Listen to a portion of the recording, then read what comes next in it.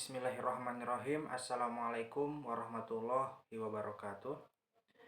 Perkenalkan, nama saya Giang Pujana dari kelas 03 PJM 001 reguler B.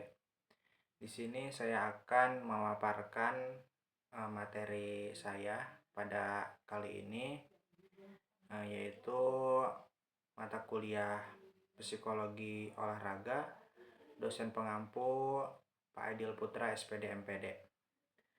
Di sini saya akan memaparkan tentang strategi atau cara, tujuan dalam pendidikan jasmani dan olahraga.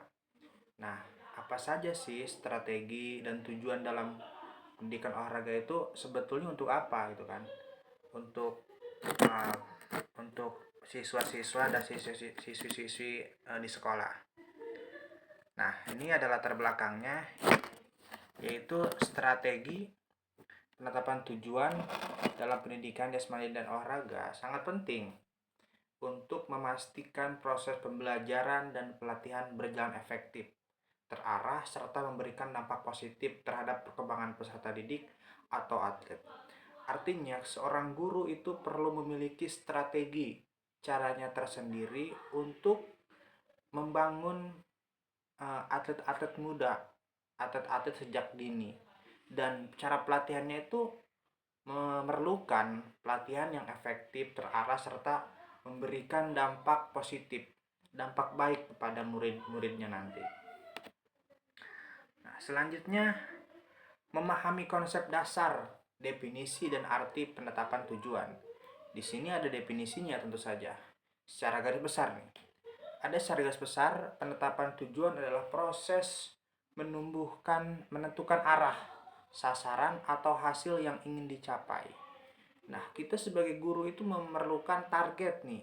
Anak ini ke depannya akan jadi seperti apa? Atlet kah, pemain, atlet bola, atlet voli, dan lain sebagainya. Nah, kita harus menetapkan tujuan itu dari awal dulu. Atau hanya anak-anak itu mengerti tentang teori-teorinya saja atau praktek-prakteknya saja, kita harus memiliki tujuannya terlebih dahulu.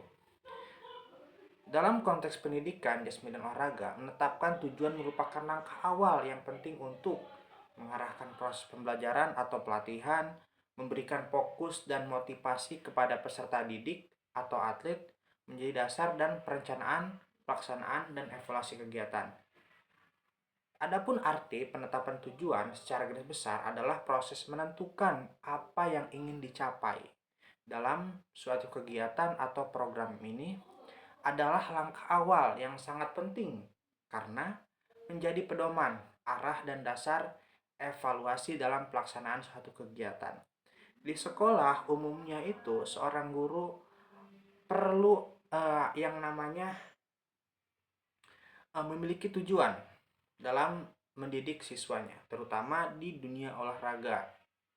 Nah, konsepnya itu kita membuat suatu rancangan, cara pembelajaran, prakteknya seperti apa gitu kan. Untuk menentukan tujuan kita nih, anak-anak nih yang tadinya tidak bisa senam, kita targetkan untuk bisa senam. Anak-anak yang tadinya tidak bisa passing bola, kita targetnya bisa passing bola. Artinya ada goal tertentu ketika kita mengajar. Nah, itu adalah arti penetapan tujuan. Artinya kita menetapkan tujuan ini, seperti itu. Nah, seperti itu. Kita lanjut ke selanjutnya, yaitu dimensi penting dalam penetapan tujuan. Nah, dimensi penting dalam penetapan tujuan itu ada beberapa ya, terutama fisik, mental, dan sosial. Artinya kita mengajarkan siswa kita tentang fisik, tentang daya ketahanan tubuh, tentang mental kita harus dijaga, menahan emosi, dan lainnya. Sosial, membangun hubungan, kreativitas, ataupun kerjasama tim jika kita bermain olahraga yang kategorinya adalah kelompok atau regu.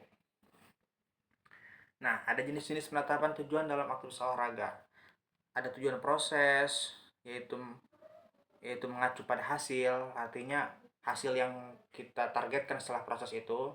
Terus ada tujuan hasil, juga adalah sasaran yang ingin dicapai. atau entah itu dia targetnya juara atau juara 1, juara 2, juara 3. Nah, itu perlu ada tujuan hasil.